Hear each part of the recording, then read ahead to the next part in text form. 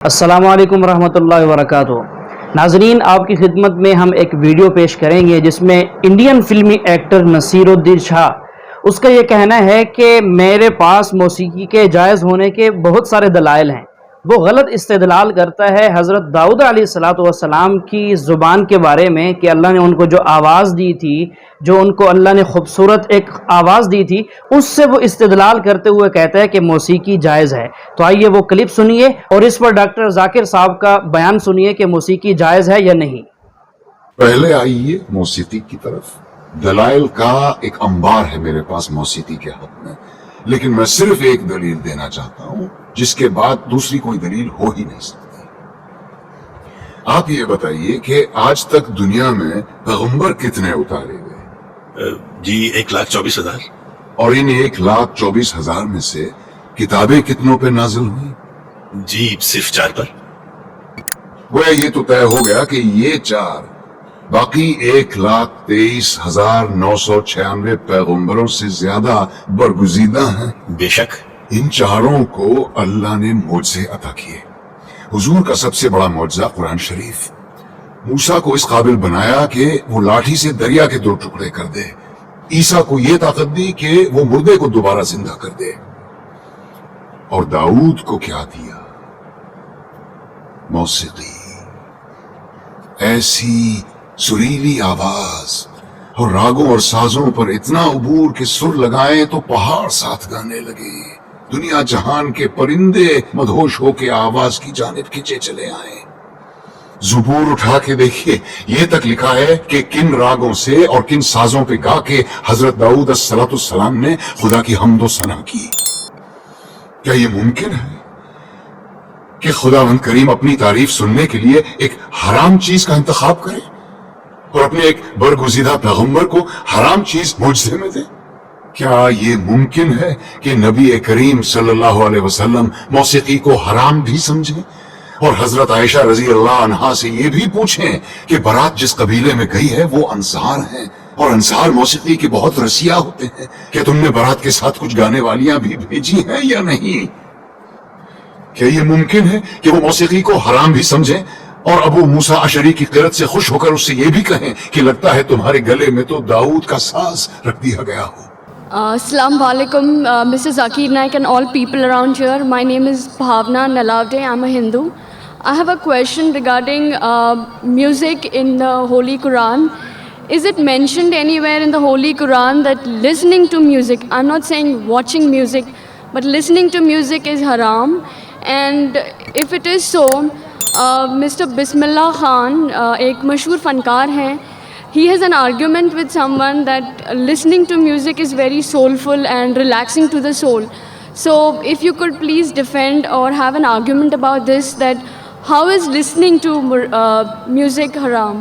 Thank you very much. بہن نے سوال کیا ہے کہ قرآن میں کوئی آیت ہے جس میں لکھا ہے کہ میوزک حرام ہے؟ قرآن میں لکھا ہے اطیعوا اللہ اطیعوا الرسول، obey Allah obey the message, اللہ کی بات مانو، اللہ کے رسول کی بات مانو۔ تو قرآن یا صحیح حدیث میں موجود ہے، ہمیں ماننا چاہیے۔ قرآن میں ڈائریکٹ ورس نہیں ہے کوئی صاف الفاظ سے کہ میوزک حرام ہے، انڈائریکٹ ہے، لیکن اللہ کے رسول کی حدیث میں ہے، صحیح حدیث میں لکھا ہے کہ صرف ڈف ہوتا ہے ون سائیڈڈ ڈرم، ڈف الاؤڈ ہے، اس کے علاوہ باقی میوزیکل انسٹرومنٹس حرام ہیں، یہ صاف طور پہ لکھا ہے۔ ابھی آپ کا آرگیومنٹ ہے کہ بسم اللہ خان صاحب کہتے ہیں کہ music is soothing for the civil, میرا دوست کہتا ہے شراب بھی سودنگ فار دا سول ہے، شراب سے مجھے سکون ملتا ہے، ٹھیک ہے بھائی آپ کو سکون ملتا ہے لیکن اس سے نقصان زیادہ ہے۔ تو میوزک کیوں حرام قرار کیا ہے؟ اٹ انٹاکسیکیٹس، قرآن میں لکھا ہوا ہے چیپٹر نمبر 2 سورہ البقرہ میں، سورہ نمبر 2 آیت نمبر 219، شراب میں فائدے بھی ہے نقصان بھی ہے، اللہ تعالیٰ جانتا ہے، اللہ تعالیٰ سب کچھ جانتا ہے۔ قرآن میں لکھتے ہیں اللہ تعالیٰ کہ شراب میں فائدے بھی ہے نقصان بھی ہے، لیکن نقصان فائدے سے زیادہ ہے۔ تو میں مانتا ہوں ہو سکتا ہے کہ کچھ لوگوں کو فائدہ ہو میوزک سے، دیر از میوزک تھراپی آلسو۔ قرآن میں ایک سورہ شعراء ہے، پوئٹس۔ قرآن شریف شاعری اور گانے کے خلاف ہے، حرام نہیں کہتا ہے لیکن اکثر خلاف ہے۔ کیوں؟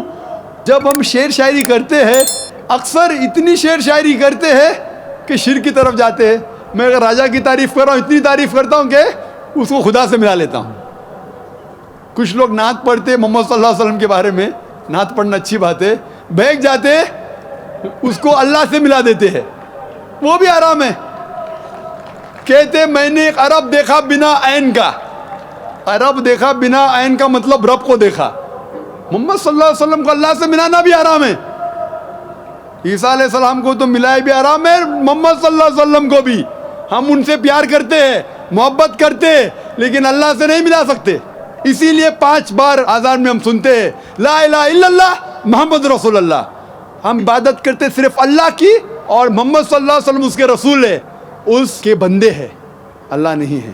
تو بسم اللہ خان جو کہتے ہیں ہو سکتا ہے کہ کس کو سکون پہنچتا ہوگا, لیکن جب ہم میوزک لیتے اکثر کیا ہوتا ہے میوزک کے اندر ایک انسان بہک جاتا ہے. ہم گانے سنتے نا, وہ ہیرو ہیروئن سے کہتا ہے کہ میں تمہارے لیے چاند توڑ کے لے کے آؤں گا, ستارے توڑ کے لے کے آؤں گا.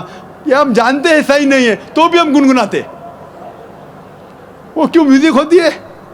ہم جانتے کون چاند یا تارے توڑ کے لے کے آ سکتا ہے. ہم جانتے کتنے الفاظ ہم جب سنتے یہ گانے کے بکواس ہے, لیکن پھر بھی گنگناتے. نہیں سننا چاہتے تو بھی سنتے. گھر کے باہر بونگا لگا ہے 1 2 3, کیا 1 2 3, نہیں سننا چاہتے پھر بھی سننا. تو میوزک میں کیا ہوتا ہے کہ میوزک کبھی کبھی من کو بہا لیتا ہے. صحیح کہہ رہے بسم اللہ صاحب, اتنا بہا لے جاتا ہے کہ شرک بھی کرتے تو ہم کہتے صحیح ہے, ہم اسلام سے دور جاتے پھر بھی اسے گنگناتے. اسی لیے اسلام میں میوزک جو آپ کو غلط جگہ پہ لے کے جاتا ہے, ڈف کے علاوہ باقی سب انسٹرومنٹس اسلام میں حرام ہیں. ناظرین آپ نے سنا ہے ڈاکٹر صاحب سے کہ میوزک اسلام میں حرام ہے.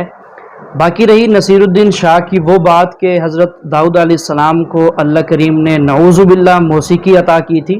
ایسی کوئی بات نہیں ہے, ایسی کوئی حقیقت نہیں ہے. اگر آج کی موجودہ زبور میں یہ بات لکھی ہوئی ہے تو ہم اس کو تسلیم نہیں کرتے, کیونکہ اب تو قرآن کریم آ گیا, اور قرآن کریم کی آنے کی برکت سے پہلی ساری کتابوں کے احکامات اور وہ ساری چیزیں منسوخ ہو گئی ہیں.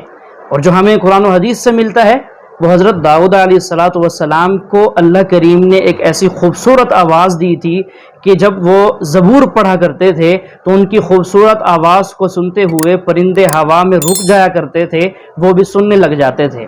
اور اللہ تعالیٰ پہاڑ سے کہتے تھے کہ تم بھی میرے داؤد کے ساتھ مل کر زبور پڑھو اور اس کو سنو. یہ تو ملتا ہے, لیکن یہ بات کہ موسیقی اللہ نے ان کو دی یہ غلط ہے. 1 نمبر مائک سے سوال کریں اگر کوئی ہمارے غیر مسلم بھائی ہیں تو. میں غیر مسلم راجیش پوار آپ سے سوال کرنا چاہتا ہوں. ابراہیم نبی نے بھی حج کیا ہے اور محمد نبی نے بھی حج کیا ہے, کیا عیسیٰ نبی نے بھی حج کیا ہے؟ میں نے اچھا سوال کیا ہے کہ ابراہیم علیہ السلام نے حج کیے, محمد صلی اللہ علیہ وسلم نے حج کیے, کیا عیسیٰ علیہ السلام نے حج کیا؟ میں خود کوئی آیت نہیں جانتا ہوں قرآن میں جس میں کہا گیا ہے کہ عیسیٰ علیہ السلام نے حج کیا. نہ کوئی ڈائریکٹ ریفرنس ہے بائبل میں کہ عیسیٰ علیہ السلام نے حج کیے. لیکن بائبل میں یہ ذکر ہے کہ جو کوئی مکہ کی وادیاں میں جاتا ہے اس کے اوپر سلامتی رہتی ہے. عیسیٰ علیہ السلام نے کیے کیا نہیں میں یہ نہیں جانتا ہوں, لیکن یہ کہنا کہ سارے پیغمبروں نے حج کیا کہ نہیں یہ میں نہیں جانتا ہوں. اسلام میں اب محمد صلی اللہ علیہ وسلم آنے کے بعد حج فرض ہے. ابھی مسلمان کو اگر وہ حیثیت رکھتا ہے مالی حالت سے یا صحت سے, اسے کم 1 بار تو حج کرنا چاہیے, اس کے لیے فرض ہے.